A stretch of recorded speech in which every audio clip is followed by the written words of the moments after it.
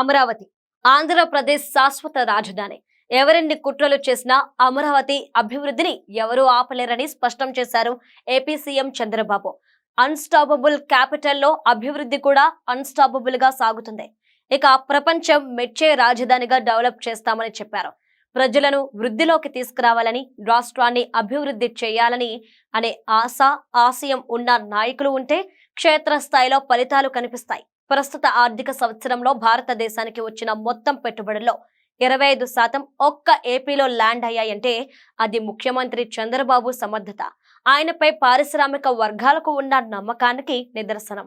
YCP అధికారంలో ఉన్న 5 ఏళ్లలో 9 సార్లు కరెంటు ఛార్జీలు పెంచితే కూటమి ప్రభుత్వం అధికారంలోకి వచ్చాక వరుసగా కరెంటు ఛార్జీలు తగ్గిస్తున్నారు.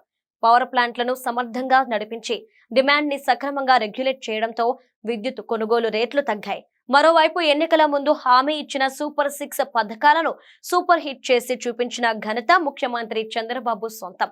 అప్పట్లో సూపర్ 6 పథకాల అమలు సాధ్యం కాదని, రాష్ట్ర ప్రభుత్వం దగ్గర అంత డబ్బు లేదని జగన్ వ్యంగ్యంగా మాట్లాడారు. కానీ కూటమి అధికారంలోకి రాగానే వృద్ధులు, వితంతువులకు 4,000 రూపాయల పెన్షన్లు ఇస్తున్నారు. మహిళలకు ఉచిత బస్సు, ఏడాదికి ఫ్రీగా 3 గ్యాస్ సిలిండర్లు, రైతు భరోసా, ఇంట్లో ఎంతమంది పిల్లలుంటే అంతమందికి తల్లికి వందనం పథకాలను అమల్లోకి తెచ్చారు. అమరావతిలో రాజధాని నిర్మాణాన్ని వేగవంతం చేయడంతో పాటు అభివృద్ధిని వికేంద్రీకరించి రాష్ట్రంలోని అన్ని ప్రాంతాలను డెవలప్ చేస్తుంది కూటమి ప్రభుత్వం.